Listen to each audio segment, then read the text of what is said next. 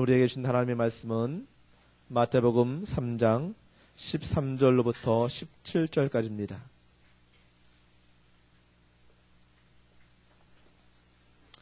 마태복음 3장 13절로 17절까지 우리 교독하겠습니다. 이때에 예수께서 갈릴리로부터 요단강에 이르러 요한에게 세례를 받으려 하시니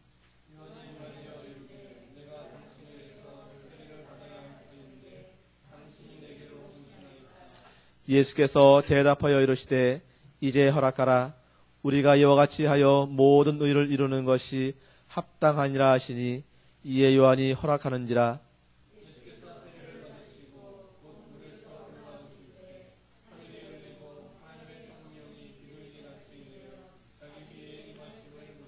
같이 합니다. 하늘로부터 소리가 있어 말씀하시되 이는 내 사랑하는 아들이요 내 기뻐하는 자라 하시니라. 아멘. 이 시간 우리 대목사님 나오셔서 예수께서 받으신 세례라는 제목의 말씀으로 하나님의 말씀을 전해주시겠습니다.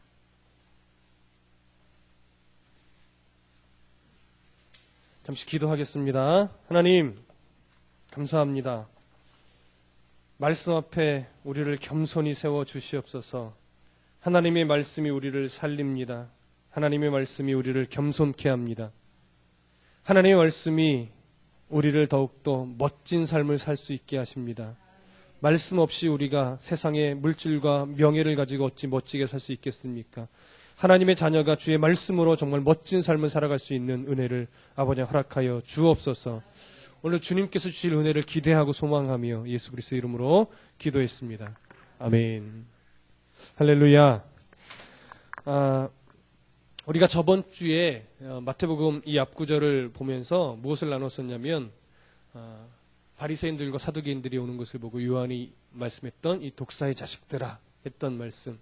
그러면서 그들을 단순히 저주하는 것이 아니고 오히려 그렇게 책망하면서 그들에게 다시 한번 진정으로 회개할 수 있는 기회를 주는 그런 장면들.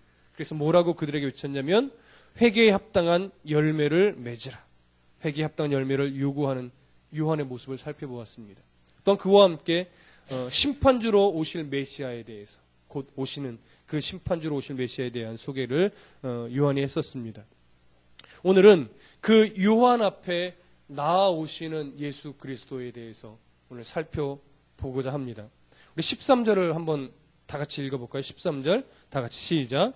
이에 예수께서 갈릴리로부터 요단강에 이르러 요한에게 세례를 받으려 하시니. 우리가 성경을 읽다 보면 늘 간과하고 자꾸 넘어가는 게 뭐냐면 그 문장과 문장 사이에 연결되는 이런 접속 단어들입니다. 오늘 본문에도 보면 이때에 이런 말이 있습니다. 굉장히 중요한 부분입니다. 이때에.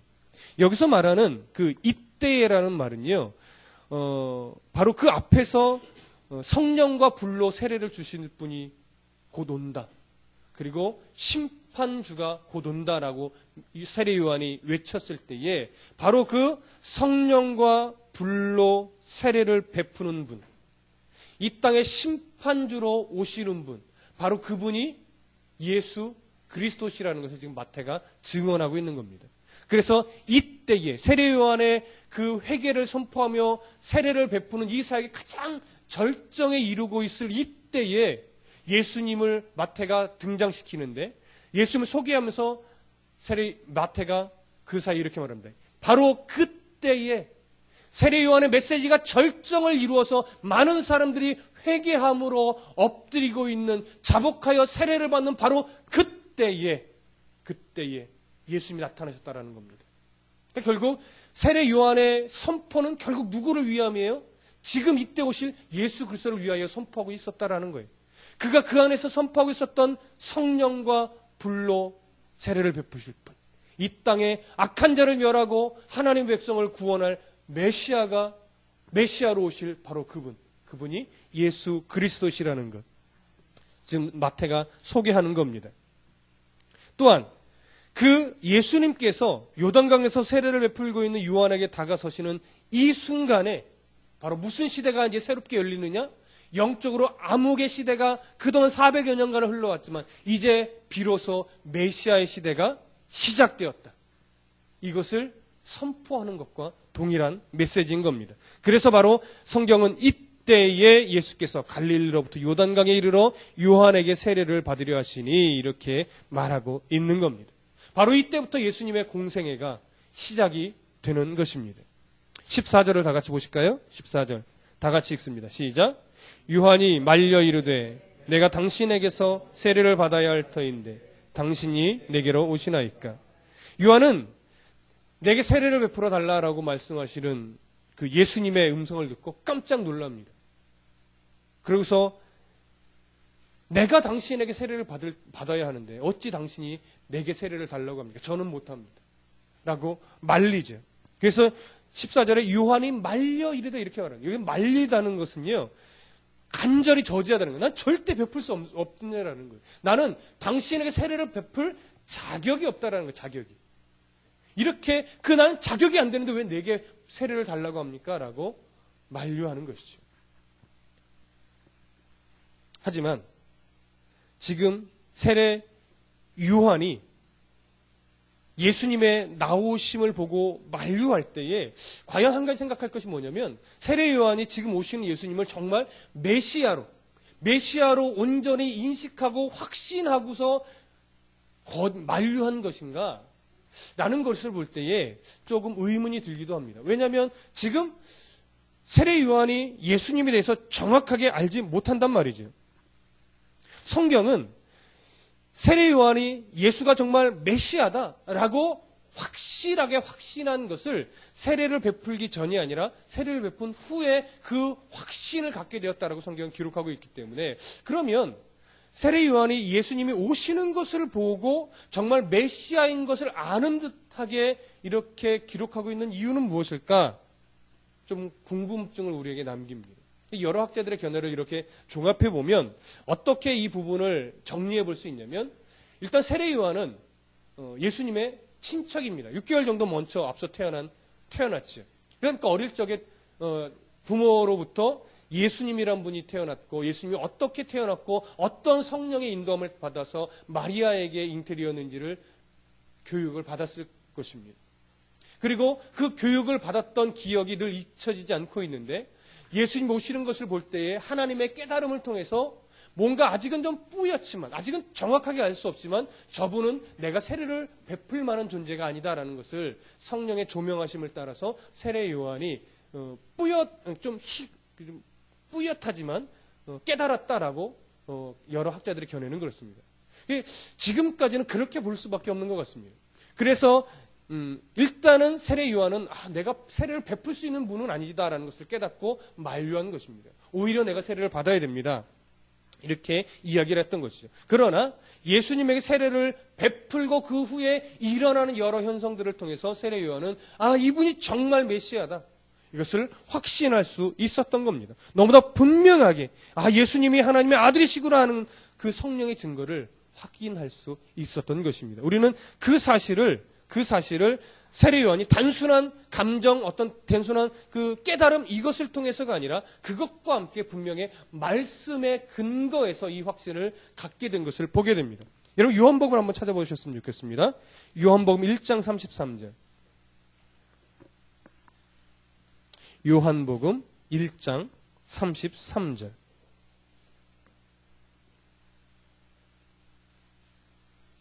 다 같이 함께 읽어보겠습니다. 요한복음 1장 33절 시작.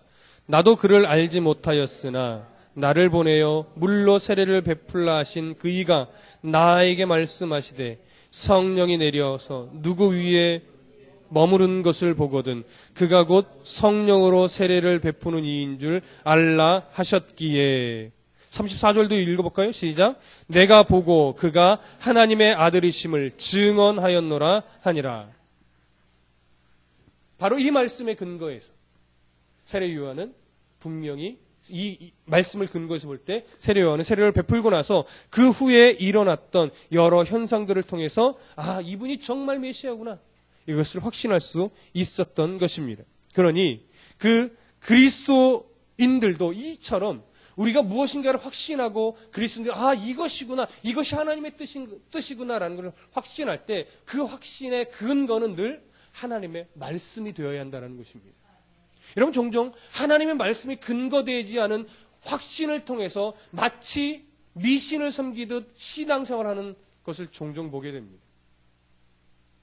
하나님이 너 이 사람하고 결혼해? 이렇게 말씀하시는 분이 아니죠. 하나님이 너 이 사업하면 잘 될 거야?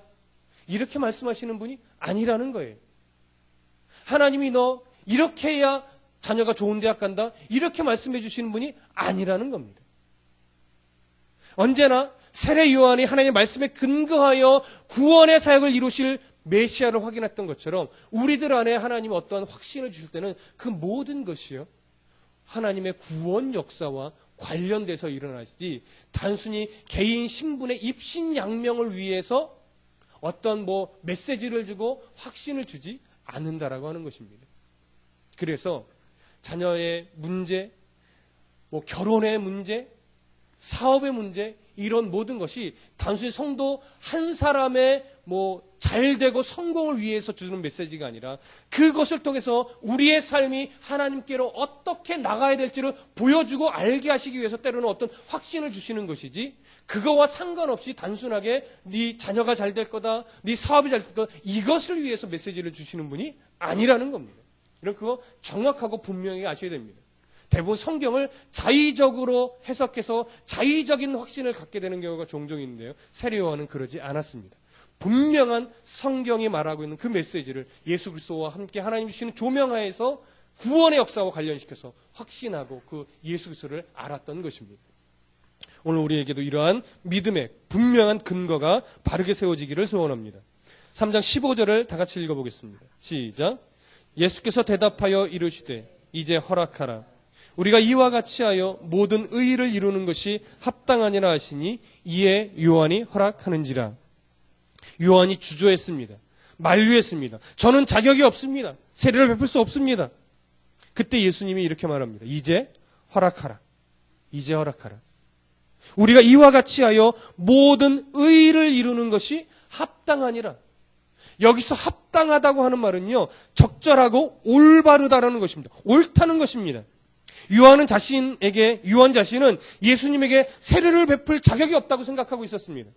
근데 예수님께서는 요한에게 뭐라고 말하냐면 너에게 세례를 받는 것이 옳은 것이다. 옳은 것이다. 이렇게 말을 합니다. 그러면 예수님께서 왜 요한에게 세례를 꼭 받아야만 했을까요? 우리는 이 부분에 대해서 좀 정확하게 점검하고 넘어갈 필요가 있습니다. 먼저 분명한 것은 예수님은 자신의 죄가 있으셨기 때문에 세례를 받으려고 했던 것은 아니라는 사실입니다. 이거는 분명합니다. 다른 사람은 죄의 회개를 위해서, 죄의 사죄함을 위해서 회개를 받았지만 예수님은 자신의 죄 때문에 요한에게 지금 세례를 받으려고 하시는 것은 아닙니다. 이거는 먼저 분명합니다. 이 부분에 대해서 예수님은 무엇이라고 말씀하셨냐면 모든 의를 이루기 위해서, 모든 의를 이루기 위해서 세례를 받아야 한다고 대답을 하셨습니다. 그러면 예수님께서 말씀하신 15절에서 말씀하신 이 의, 모든 의를 이루기 위함이라고 할 때 이 의는 무슨 의겠습니까? 바로 하나님의 의입니다. 그럼 여기서 말하는 하나님의 의는 뭡니까? 무슨 의예요? 정직한 거예요? 의롭다라는 게 저 사람 법 없이도 했으면 살 사람이 이런 것과 같은 도덕적으로 윤리적으로 옳은 것을 말합니까? 아니에요. 하나님의 의는 이겁니다. 하나님은 죄와 함께하지 못한다는 거예요. 하나님은 불의를 참지 못하시는 분이라는 거예요. 죄의 결과는 사망이다라고 말씀하신 그 하나님. 그래서 죄의 대가를 분명하고 정확하게 치르시는 분이라는 것. 그런 하나님을 드러내는 것. 이것이 바로 하나님의 의를 이루는 겁니다. 그러면 그 하나님의 의를 이룰 때 죄의 삭은 사망인데 이런 죄인들을 하나님의 의에 의해서 죄의 싹스로 사망에 이르게 한다면 이 땅에 존재할 수 있는 사람이 몇 명이나 있을까요? 한 명도 없습니다. 그렇게 되면 정말 하나님은 의로우신 분입니다라고 알고 깨닫고 하나님을 높일 만한 사람은 이 땅에 한 명도 존재할 수 없습니다. 누가 하나님을 의롭다라고 높일 수 있겠습니까? 그리고 하나님은 우리들을 사랑하시는데 그 사랑은 또 어떻게 합니까? 그래서 하나님이 작정하신 것이 있습니다. 분명히 그 대가를 치를 것이다. 근데 너희들은 이 대가를 치를 만한 자격이나 능력이나 힘이 없으니 너희를 위해서 대신해서 죽어줄 피가 필요하다. 그것이 누구예요? 예수 그리스도의 피인 겁니다. 그 엄청난 예수 그리스도의 피의 대가를 통하여 우리는 최종적으로 죄 용서함을 받고 하나님의 말씀대로 살아가게 하나님이 이끌어 가시는 겁니다. 그리고 우리를 창조하신 그 하나님의 뜻이 우리의 삶 가운데 온전히 이루어지도록 하나님이 이끌어 가시는 겁니다. 이것이 하나님의 의인 겁니다. 그래서 모든 의를 이룬다는 것은 결코 쉬운 일이 아닙니다. 우리는 종종 하나님의 의를 값없이 받은 의라고 표현하기도 합니다. 물론 이것이 옳은 표현이죠. 그러나 위험한 표현이기도 합니다. 여러분, 우리들이 죄 용서함을 받고 하나님의 자녀가 됐는데 이것이 값없이 받은 은혜입니까? 아니죠. 물론 우리가 대가를 지불하지 않았다라는 의미에서는 값없이 받은 은혜이지만 결코 값없이 받은 은혜가 아닙니다.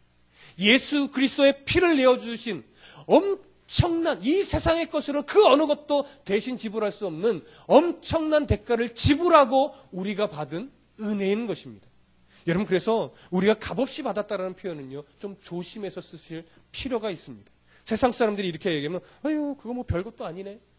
이렇게 돼요. 그래서 종종 아주 나쁜 농담으로 이렇게 합니다.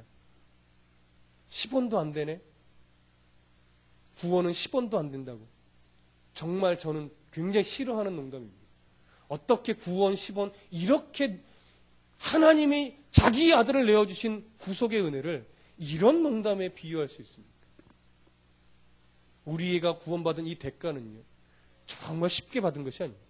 얼마나 값진 하나님의 아들, 하나님이신 그 성자 예수 그리스도의 피를 내어주시고 받은 은혜인데, 그래서 모든 의를 이룬다라는 것은요, 그리스도의 생명을 내어주시기까지 해서 그리스도를 통한 모든 하나님의 구원 계획을 이룬다라는 것입니다.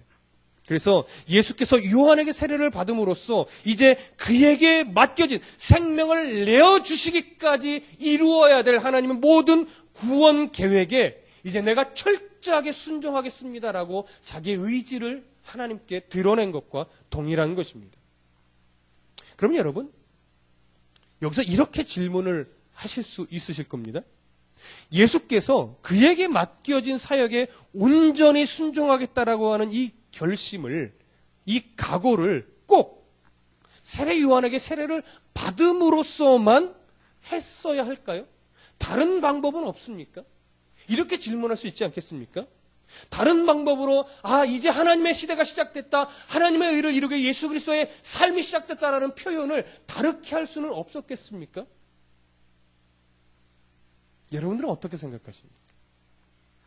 우리는 그 힌트를 요한복음 1장 29절에서 좀 살펴볼 수 있을 겁니다. 한번 찾아보시죠. 중요한 구절이기 때문에 성경을 꼭 찾아야 합니다. 요한복음 1장 29절. 143쪽 요한복음 1장 29절 다 같이 읽어보겠습니다. 시작. 이튿날 요한이 예수께서에게 나오심을 보고 이르되 보라, 세상 죄를 지고 가는 하나님의 어린 양이로다. 그 다음에 뒤로 쭉 가시죠. 요한 1서를 한번 보시겠습니다.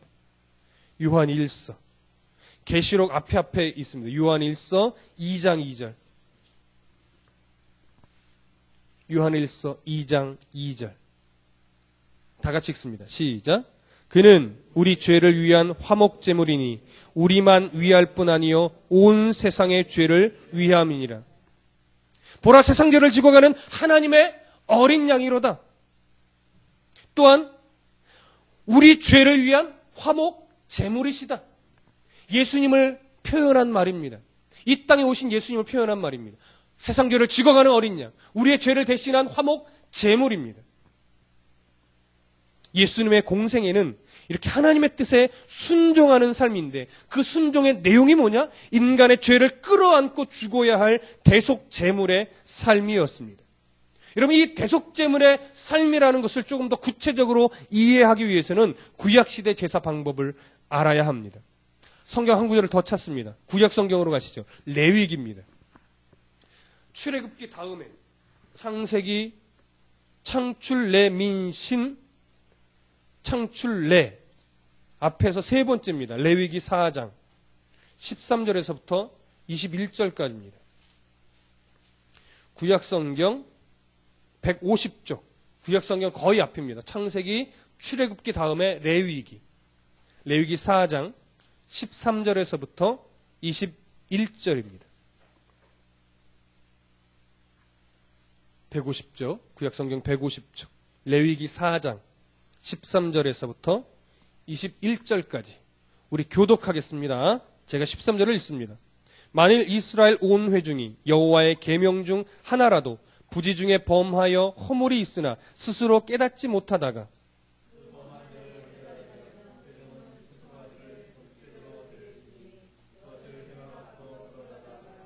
회중의 장로들이 여호와 앞에서 그 수송아지 머리에 안수하고 그것을 여호와 앞에 잡을 것이요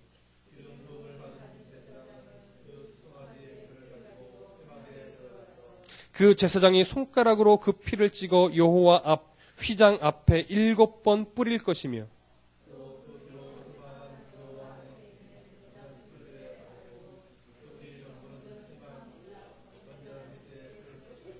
그것의 기름은 다 떼어 제단 위에서 불사르되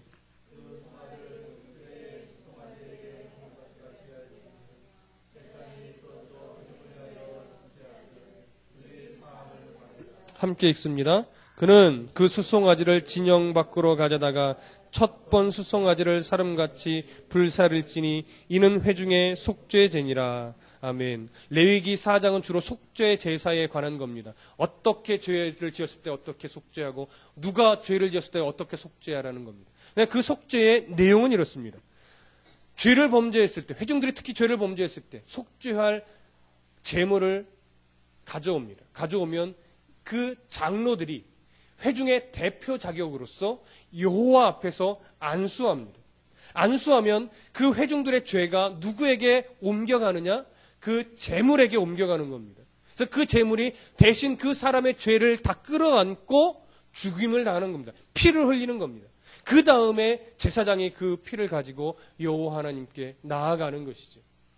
이렇듯이 바로 그렇게 해서 불에 태워져서 죽어가는 수송아지를 이 회중들이 바라보면서 내가 저렇게 죽어야 되는데 내 죄 때문에 저 제물이 대신 저렇게 고통을 받으며 죽어가는구나 라고 하면서 스스로 하나님 아버지 앞에 회개하고 다시는 죄에 거하지 않기를 각오하는 것입니다. 바로 이 모습이 대신 회중들의 죄를 끌어안고 피를 흘려 죽는 그 제물의 모습이 바로 예수 그리스도의 십자가 구속 사건의 모형이고 예표가 되는 것입니다. 그러니 여러분 이사야 53장 6절에 이렇게 기록되고 있습니다. 우리는 다 양 같아서 그릇 행하여 각기 제 길로 갔거늘 여호와께서는 우리 모두의 죄악을 누구에게요? 그에게 담당시키셨다고. 예수 그리스도에게 담당시키셨다고 말하는 겁니다. 세상 죄를 지고 가는 하나님의 어린 양으로서 우리의 죄악을 끌어안고 십자가의 죽음의 길을 선택하는 것이 바로 예수님의 사역이고 하나님 성부 하나님의 뜻에 순종하는 삶이었던 것입니다. 이처럼 예수 그리스도께서는 하나님의 구원 계획을 이루기 위해서 속죄 제물이 되셨던 것입니다.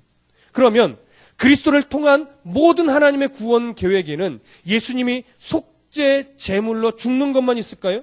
그렇지 않습니다. 우리의 대제사장이 되어서 우리를 가르치시고 우리를 도우시고 하나님께로부터 우리의 죄 용서함을 받게 하는 그런 통로의 역할도 하시는 겁니다. 그래서 지금까지도 예수님은 우리에게 대제사장의 역할을 감당해 오고 계시는 것이죠. 또 하나 있습니다. 예수님은 요한에게 세례를 받으심으로 아담 안에서 죽어야 할 죄인이었던 우리를 다시 그 죄악 가운데서 꺼내어서 새하늘과 새 땅으로 함께 갈 새 인류의 대표로서 우리 앞에 서 계신 것입니다. 하나님께서는 애굽에서 430년간 종살이 하던 이스라엘 백성들을 모세를 대표자로 세워서 애굽에서 탈출시키셨고 광야에서 훈련시키셨고 하나님이 약속했던 가나안 땅으로 결국 들여 보내셨습니다.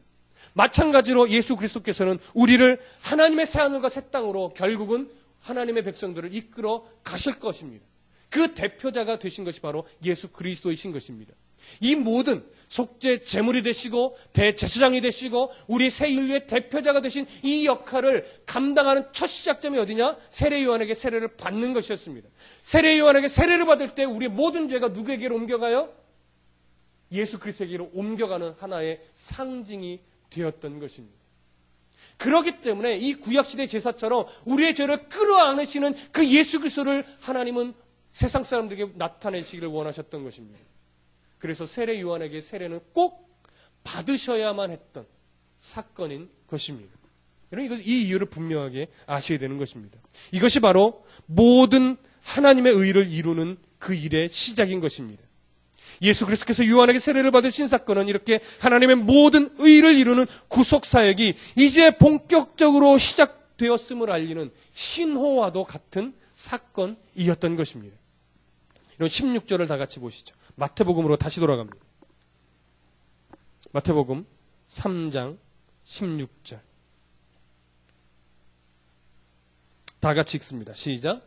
예수께서 받으시고 곧 물에서 올라오실새 하늘이 열리고 하나님의 성령이 비둘기같이 내려 자기 위에 임하심을 보시더니, 예수님께서는 요한에게 세례를 받으심으로 모든 죄인들의 대표자가 되셨습니다. 모든 죄인들의 제사장이 되셨습니다. 모든 죄인들의 새 인류로 끌어갈 대표자가 또한 되셨습니다. 그래서 이 세례를 받는 장면이 이렇게 중요한데, 종종 이 구절을 통해서 여러 사람들이 무엇에 자꾸 집중을 하려고 하냐면, 예수님께서 도대체 세례 요한에게 어떠한 형태로 세례를 받았느냐? 침내냐, 말하자면 물속에 푹 담겼다가 나온 것이냐, 아니면 머리에 물만 살짝 찍어 바른 것이냐, 아니면 이렇게 뿌렸느냐? 도대체 예수님이 어떤 모습으로 세례를 받았느냐? 이런 것에 집중해서 막 연구하고 네가 틀렸네, 맞았네 이러는 분들이 있습니다. 침례교를 아직 이단이라고 말할 수는 없지만 침례교는 일반 세례를 잘 인정하지 않습니다. 특히 유아 세례는 더 인정을 안 하죠. 그래서 꼭 침례교로 오면 침수를 했다가 나와야만 한다고 주장하기도 합니다. 그런데 오늘 본문에 나온 예수 그리스도의 이 세례의 장면은요, 성경을 잘 보면 예수님이 세례를 어떤 형태로 받았느냐가 초점이 거기에 없습니다. 세례를 받으신 후에 어떠한 현상들이 일어났느냐에 성경은 집중하고 있지, 예수님이 어떤 모양새로 세례를 받았느냐에 집중하고 있지 않다라는 겁니다. 성경상도 정확하게 드러나 있지 않습니다. 어떤 모양으로 나타나는지. 그러니까 성경이 분명하게 드러나 있지 않다라는 건 뭐예요? 별로 중요하지 않다라는 거죠. 여러분, 침례를 받건 머리에 물을 좀 찍어 바르건 아니면 훅 뿌리건 별로 중요하지 않습니다. 우리가 정말 예수 그리스도를 나의 주 나의 하나님으로 내가 인정했느냐, 영접했느냐, 그래서 내 안에 중생의 역사가 일어났느냐 안 일어났느냐, 이게 더 중요한 겁니다. 여러분, 구원받은 자 맞습니까? 예수님을 나의 주 나의 하나님으로 영접하신 분 맞습니까? 그러면 우리 모두는 중생한 자입니다. 어떻게 세례를 받았느냐, 누구에게 세례를 받았느냐 중요하지 않습니다. 하나님이 우리와 함께 하신다, 이 사실이 가장 중요한 것입니다. 오늘 본문의 4장 16절을 보면 예수께서 세례를 받으시고 곧 물에서 올라오실새, 그 다음에 하늘이 열리고 이렇게 기록하고 있는데요, 번역하지 않은 한 구절이 있습니다. 헬라 성경에 보면 뭐라고 되어 있냐면 그런데 보라, 이 구절이 있어요. 그런데 보라, 이게 굉장히 중요한 겁니다. 이 말을 헬라 성경으로 다시 번역해서 제가 이렇게 설명을 드리면 이렇습니다. 그리하여 예수께서 세례를 받으시고 곧 그 물로부터 올라오셨더라. 그런데 보라, 이 구절을 꼭 넣어야 돼요. 그런데 보라, 그에게 그 하늘이 열려졌으며 그 하나님의 영이 비둘기와 같이 내려오시며 자기 위로 임하는 것을 그가 보셨다, 이렇게 됩니다. 그러니까 여러분 보십시오. 예수님이 세례를 받으셨다. 그런데 보라, 하늘이 열렸다. 뭘 강조하고 싶은 겁니까? 하늘이 열린 걸 강조하고 싶은 거예요. 그런데 보아라 이거예요. 우리의 시선을 어디에 주목시켜요? 하늘이 열리고 성령이 비둘기같이 예수 그리스도 위에 임한 이 사건에 집중시키는 거예요. 그런데 왜 자꾸 무슨 세례를 받았느냐 이거 갖고 싸워요? 별로 중요하지 않은데. 그렇죠? 그런데 보라, 예수님이 세례를 받고 올라오시니까 어떻게 하늘이 열렸다 이거예요. 예수 그리스도 그 위에 하늘이 쫙 열렸어요. 어떻게 열렸는지 모르겠습니다. 우린 종종 비 온 뒤에 해가 쫙 갈라지면서 구름이 갈라지면서 햇빛이 쫙 내리면 그 햇빛 빗줄기로 바라볼 때 참 장엄하다고 느낍니다. 그래서 종종 예수님이 세례 받으실 때 햇빛이 저렇게 내려오진 않았을까? 우리는 생각하기는 하지만 어떤 식으로 얼마나 장엄하게 하늘이 열려서 예수님 위에 그 빛이 내렸는지 정확하게 알 수는 없습니다. 그러나 이전에도 볼 수 없었고 이후로도 보지 못했던 장엄한 광경이었으면 틀림이 없을 것입니다. 그래서 성경은요, 이 하늘이 열리는 장면을 단번에 일어난 사건으로 표현하고 있습니다. 하늘이 그 단번에 쫙 열렸습니다. 갈라졌습니다. 그리고 성령이 비둘기같이 임하여서 그 위에 머물러 있었습니다.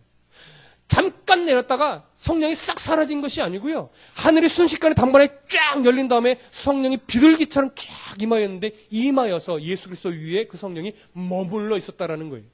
왜 성경이 이런 표현을 하고 있느냐? 하늘이 열리고 성령이 임하는 것이 단순하게 예수님의 감정에서의 느낌, 예수님만 느낄 수 있었던 감정의 표현이 아니라는 거예요. 그 자리에 있었던 예수님, 그 자리에 있었던 요한, 그 자리에 있었던 수천 명의 회중들이 그 광경을 직접 눈으로 보고 성령의 임하심을 느낄 수 있었다라는 것. 이것을 드러내는 거예요. 그러니 결국 이 얘기는 뭡니까?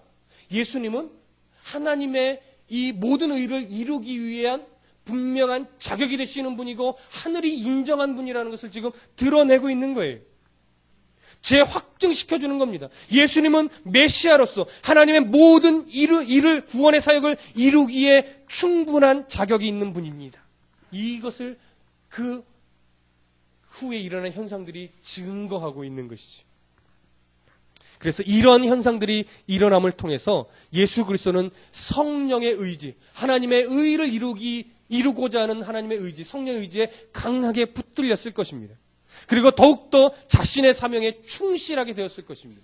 그래서 여러분 3장이 끝나고 이제 4장으로 들어가면 성령의 의지가 그 위에 충만하게 임했던 성령의 의지가 예수 그리스도를 어디로 끌고 갑니까? 사단에게로 끌고 갑니다. 그래서 다른 성경에 보면 성령이 예수를 사단에게로 몰아냈다 이렇게 표현되기도 합니다. 성령의 아주 강력한 의지를 말하는 거예요. 그 위에 임하였습니다. 예수님은 더욱더 구체적으로 성령의 의지에 확 붙잡혔던 겁니다. 그러면 여러분, 성령이 왜 비둘기같이 임했을까요? 이 부분에 대해서는 논란이 참 많습니다. 정말 성령이 비둘기 모양으로 임했느냐, 아니면 성령이 임한 것을 어떤 비둘기를 상징적으로 표현해서 비둘기처럼 임했다고 그냥 기록한 것이냐, 무엇이 정확한지는 모르겠습니다. 그러나 분명한 것은 성령은 비둘기가 아닙니다. 근데 당시 성령을 비둘기에 비유하기도 했습니다. 왜냐하면 비둘기가 갖고 있던 어떤 갖고 있는 상징적인 의미 때문에 그렇습니다. 비둘기는요, 순결을 상징하고 충성을 상징하고 애정과 온유와 정직을 상징합니다. 근데 예수님의 사역의 내용들을 보면 어떻습니까? 그처럼 온유하신 분이 없으셨습니다. 그처럼 하나님 앞에 충성하신 분이 없었습니다. 그처럼 죄 하나 없이 흠없이 순결하셨던 분이 없었습니다. 그만큼 긍휼을 가지셨던 분도 없었습니다. 이러한 예수 그리스도의 모습들을 표현하고 드러내기 위해서, 앞으로 이런 사역을 해나가실 예수 그리스도를 드러내기 위해서 아마 마태는 성령이 비둘기같이 임하였다고 표현했을 것으로 보여집니다. 어쩌면 그것을 더욱더 성령이 상징하기 위해서 정말 비둘기의 모습으로 내려왔을 수도 있습니다. 그러나 어떤 모양으로 내려왔든지 중요한 건 뭡니까? 성령의 의지에 붙들려 예수님은 그러한 사역들, 정말 하나님의 긍휼을 베풀고 하나님의 온유를 갖고 있었고 하나님 앞에 온전하게 충성했던 그 모든 사역들이 그 안에 있으셨다는 것, 비둘기가 상징하고 있는 그 모든 내용이 예수님의 사역 가운데 있으셨다는 것을 우리는 정확하게 알 수 있습니다. 그래서 그러한 예수님의 모습을 우리는 볼 수 있어야 하는 것입니다. 여러분, 마지막으로 17절을 보시죠. 다 같이 읽어보겠습니다. 시작. 하늘로부터 소리가 있어 말씀하시되 이는 내 사랑하는 아들이요 내 기뻐하는 자라. 아멘. 여러분, 마지막 이 17절 앞에도요, 헬라어 성경으로 보면 이 구절이 있습니다. 그런데 보라, 우리의 시선을 또 어디에 주목시키십니까? 하늘에서 울려 퍼지는 하나님의 음성에 그 당시 모든 사람들의 시선과 귀를, 오늘날 이 성경을 읽고 있는 우리의 시선과 귀를 무엇에 집중시켜요? 하늘에서 울려 퍼지는 하나님의 음성에 집중시킵니다. 그런데 여러분, 당시의 상황이라고 한번 생각해 보십시오. 당시 이스라엘 백성들 400년간 하나님의 음성이 사라졌었습니다. 선지자의 예언도 사라졌었습니다. 침묵 가운데 놓여 있었습니다. 그 침묵을 처음으로 깼던 것은 세례 요한이었습니다. 그러나 세례 요한은 사람이었습니다. 그리고 예수 그리스도가 등장했습니다. 그 다음에 그 400년간의 침묵을 깨고 하나님의 친히 뭐예요? 소리로 말씀하셨습니다. 그 소리는 정말 놀라운 겁니다. 정말 정확하고 분명한 하나님의 의지를 이제 스스로 인간들에게 나타내고 계시는 것입니다. 그 나타내시는 음성이 뭐였습니까? 이는 내 사랑하는 아들이요 내 기뻐하는 자라. 하나님께서 친히 승인하셨습니다. 이제 내 아들인 예수가 이제 내가 원하는 그 구원의 사역들을 속죄 제물로서 우리의 인간들의 대제사장으로서 새 하늘과 새 땅으로 이끌어갈 모든 인류의 새 인류의 대표자로서 내가 예수를 승인한다. 하나님이 친히 승인의 음성을 모든 인류 앞에 드러내신 것입니다. 이것이 바로 내 사랑하는 아들이요 내 기뻐하는 자라는 하나님의 음성이었던 것입니다. 하나님은 거룩하고도 공적인 관점에서 예수를 세상의 구속자로 인정하여 이제 드러내셨습니다. 이것을 기점으로 해서 하나님의 승인이 떨어지는 이 사건을 기점으로 해서 이제 예수님은 공생애를 시작하시는 겁니다. 이제 나중에 다음 주부터 4장을 보십시오. 세례 요한이 인류의 대표로 시험을 받으시고 그리고 누가 죽습니까? 세례 요한이 죽습니다. 그리고 이제 예수 그리스도는 본격적인 하나님의 이 사역을 이루기 위해 한 걸음 한 걸음 나아가십니다. 우리가 그 사역을 이제 더 구체적으로 만나볼 것입니다. 여러분, 하나님 말씀 속에서 우리에게 주신 음성들을 이제 더 구체적으로 깨닫고 그 깨달은 말씀대로 살아가기 위해 애쓰셔야 됩니다. 오늘 예수 그리스도가 우리의 구원자, 속죄 제물로 죽으셨다는 이 사건이 여러분 우리들 안에 어떠한 감격으로 다가오십니까? 그 의미가 어떤 의미로 다가오십니까? 예수님이 우리의 십자가에 우리의 죄를 끌어안고 세례요한한테 세례를 받고 이제 그 구원의 사역을 이루게 모진 고난과 십자가의 죽으심을 당했다라고 하는 이 사건이 펼쳐지게 될 이 즈음에 그 구원의 사건이 내게 어떤 의미입니까? 예수님이 그렇게 주시기 위해 일을 시작하셨는데 우리는 혹시 아직까지도 예수 그리스도가 이유여 삶의 목적이 아니라 예수 그리스도를 등에 업고 내 목적을 이루고 예수 그리스도를 힘입어서 내가 하고 싶은 일을 하려고 하는 혹시 그러한 신앙생활은 아직 아닙니까? 세례 요한은 분명하게 말했습니다. 회개하라. 천국이 가까웠느니라. 예수 그리스도의 통치를 받으며 사십시오. 예수 그리스도가 이미 우리의 이유고 삶의 목적임을 여러분 가슴에 새기십시오. 이미 예수 그리스도를 통하여 우리가 복 받으려고 하는 것 아님을 기억하십시오. 예수 그리스도가 이미 우리에게 가장 큰 복이셨기에 우리가 예수 그리스도를 따라가며 그를 닮아가는 것입니다. 여러분, 우리의 종교적인 열심이 예수를 주로 인정하고 살아가는 그 예수 그리스도의 열심이 우리를 구원받게 만드는 것이 아닙니다. 이미 예수 그리스도로 말미암아 우리가 구원받은 자이기에 종교적인 열심과 그의 삶이 나아가야 되는 것입니다.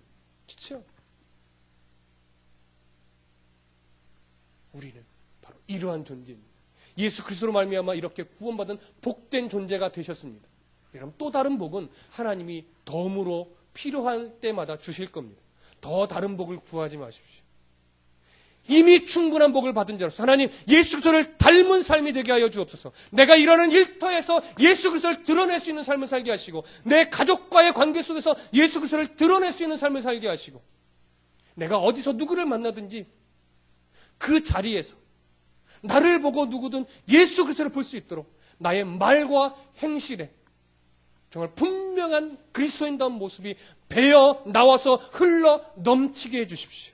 여러분, 이런 기도가 우리에게 필요할 것입니다. 우리 모두 그러한 삶을 살아가십시다. 기도하겠습니다. 하나님 아버지, 우리의 주인은 예수 그리스도이십니다.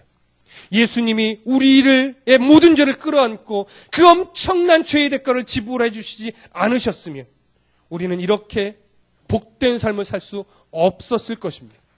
그런데 예수님께서는 우리의 모든 죄의 대가를 친히 십자가에서 지불해 주셨습니다. 그러기에 우리는 예수를 우리의 주인으로 섬겼습니다. 그러니 종답게 자녀답게 살아갈 수 있도록 도와주옵소서.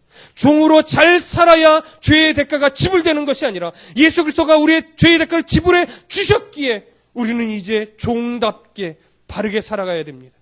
하나님, 우리가 어디서 무엇을 하든지 우리의 말과 행실 속에서 예수 그리스도 하나님이 드러날 수 있도록 우리의 삶을 지키시고 인도하여 주시옵소서. 사랑이 많으신 예수 그리스도 이름으로 기도드렸습니다. 아멘.